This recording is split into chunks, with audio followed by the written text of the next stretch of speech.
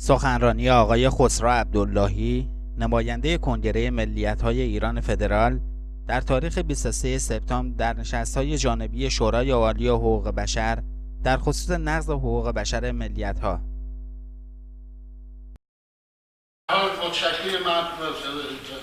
Moi, je remercie au nom de ce congrès l'organisation Vent du Sud, en français, ou Zuidwind, de m'avoir donné la parole au nom de ce congrès de parler sur la situation des nationalités non persantes. J'aimerais bien sûr tout d'abord attirer votre attention sur le fait que l'Iran, fort de plus de 75 millions d'habitants, est un pays multinational où vivent plusieurs peuples, les Perses, les Azaris, les Kurdes, les Baloutches, les Turkmènes et les Arabes, et d'autres communautés bien sûr, et surtout de la question religieuse, ce qui, Madame vient de parler, les minorités religieuses. Mais chacun de ces peuples possédant leur propre langue, leur propre histoire, leur culture et leur coutume, comme je viens de dire. À vrai dire, l'État iranien, je dis l'État iranien, s'est embarqué au début du XXe siècle sur un projet de la constitution d'un État-nation unitaire.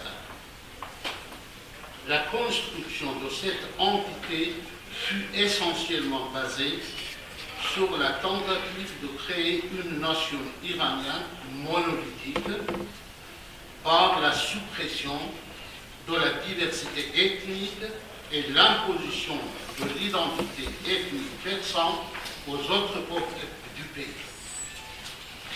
C'est ainsi que la seule langue et culture connue, surtout depuis 1925, avec la dynastie Pahlavi, la seule langue et culture connue, c'est la langue et la culture persane.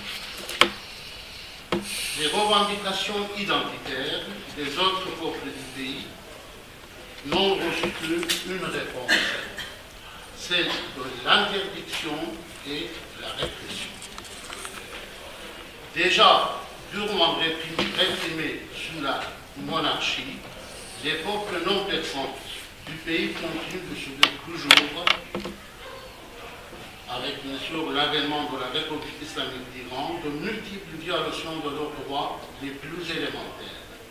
Après la révolution de 1979, face aux aspirations identitaires de ces peuples, le nouveau régime au pouvoir a opté comme son prédécesseur pour une politique de répression et de force militaire. Après la répression sanglante contre les Turkmènes, suivie de celle en Azerbaïdjan et en Pakistan, c'est Khomeini en personne qui par une fatwa proclame le 19 août 1979, c'est-à-dire quelques mois après la révolution iranienne, le djihad, c'est-à-dire la guerre sainte, contre la population kurde d'Iran, lui-même sunnite, elle-même sunnite, musulman ça veut dire. Depuis l'arrivée du régime de la République islamique d'Iran au pouvoir, les régions habitées par les Kurdes, Arabes, Azaris, Baloutches, Turkmènes, sont sous l'autorité des pastarans, ainsi que d'autres organes d'oppression. Ils se font sentir partout, entrent par effraction à l'intérieur des maisons, propagent la terreur, arrêtent des gens et malmettent des autres membres de la famille. L'oppression nationale s'exerce sur les plans politique, économique, social et culturel et même confessionnel. À vrai dire, la République islamique dénie toute reconnaissance d'identité aux peuples non-persans. Ces peuples sont d'ailleurs privés de toute reconnaissance de droits civils et politiques les plus élémentaires. Toutes les organisations politiques de de ces peuples sont interdits. Leur nom ou même l'expression d'une quelconque sympathie à leur égard est punissable d'emprisonnement, de torture, voire même d'exécution. En outre, le droit fondamental à l'éducation, dans leur langue maternelle, est dénué aux enfants de ce peuple à travers l'interdiction de leur langue dans l'enseignement. Les hauts fonctionnaires sont quasiment tous nommés par les rangs et choisis parmi les non-autochtones, surtout dans les régions kurdes, arabes et baluches. Les officiers de l'état civil ont reçu des instructions fermes en vertu desquelles il est interdit de délivrer des papiers d'identité pour tout enfant dont le nom aurait une consonance non musulmane et non persane. Ici, c'est essentiellement les Kurdes, les Turkmènes et les autres Turcs, les Azaris, arabes non, parce qu'arabes, tous les noms sont musulmans, hein, c'est l'arabe approprié. Donc vous voyez, même les noms, un nom turc est interdit. Bien sûr, c'est par des décrets, par des circulaires qu'il envoie aux différentes administrations comme ça, où vous allez vous dire par exemple, Hajar en kurde, il vous dira, c'est ni musulman ni personne. Vous n'avez pas le droit à ça. Alors, les régions habitées par ces peuples, en particulier les régions kurdes, baluches et arabes, constituent les régions les plus sous-développées du monde. Les industrielles sont quasi inexistantes, parce que l'État ne fait aucune investion dans ces régions. Le taux de chômage frappe plus de 40% de la population active, surtout toujours au Turkestan, au Baluchistan et au Kurdistan. Tandis que vous savez, par exemple, Kurdistan, c'est le province le plus riche en pétrole. Quasi la totalité du pétrole iranien vient de cette région-là. Mais, à vrai dire, l'une des régions les plus sous-développées du pays, c'est le Kurdistan, c'est la région arabe. Vous me donnez 2 minutes, ça va. Donc, nous ne parlons pas de la question de toxicomanie dans cette région-là. Et moi, je ne parlerai pas non plus de terrorisme de l'État iranien contre les opposants et surtout contre les dirigeants kurdes. Vous savez, 2 dirigeants kurdes, Dr Hassemlou et Dr Barakandi, les 2 secrétaires généraux du Parti démocratique du Kurdistan d'Iran, ont été assassinés en Europe par les terroristes de l'État iranien. Donc, et chers amis, surtout, il ne faut pas oublier que depuis l'accession d'Ahmadinejad à la présidence en 2005, à la présidence, la violence a redoubé, surtout depuis juillet 2009, avec, bien sûr, la formidable mouvement politique revendiquant la liberté et la démocratie en Iran.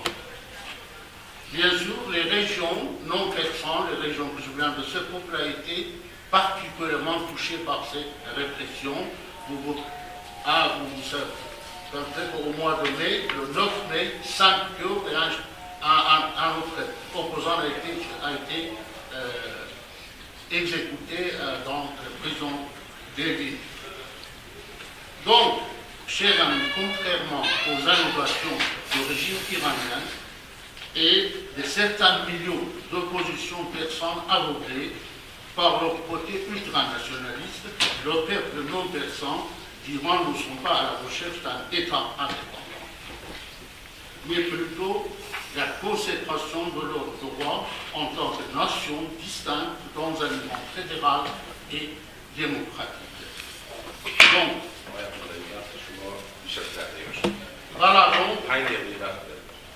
voilà, je sais quoi, c'est, donc il n'y a pas, le régime iranien insiste que voilà, ces gens-là sont le séparatiste, il n'y a pas de séparatisme en Iran. Et c'est le congrès de nationalité pour un Iran fédéral qui représente les Kurdes, les Azaris, les Baluches, les Turkmènes, les Arabes en Iran.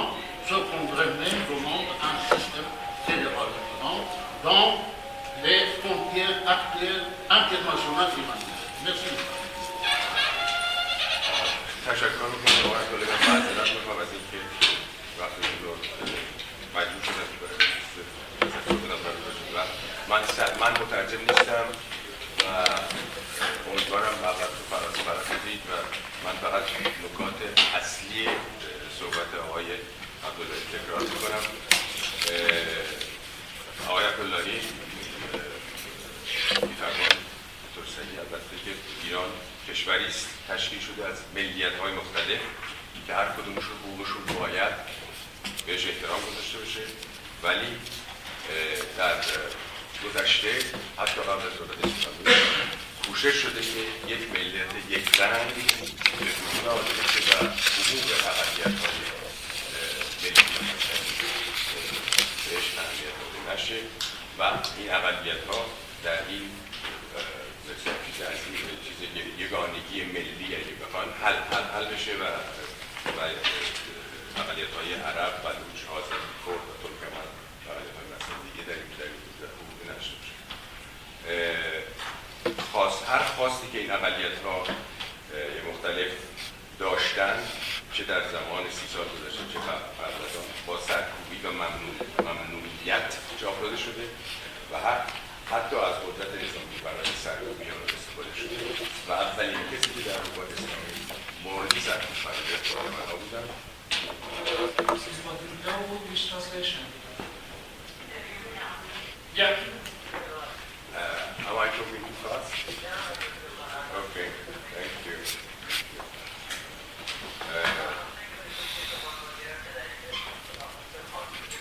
تمام اقلیت‌ها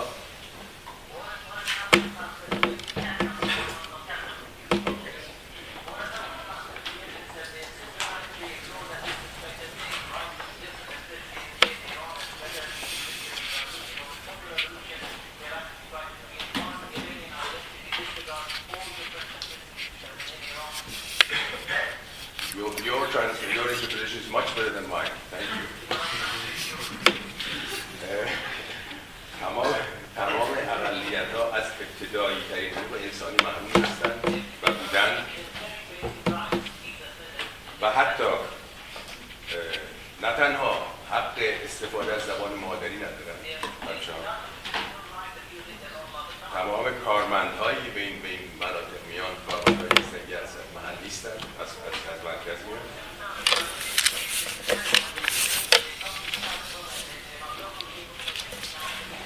و حتی اجازه نمیدن که بچه‌های تازه به دنیا اومده اسم محلی داشته باشن و اگر اسم غیر اسلامی داشته باشن سجل براشون صادر نمیشه.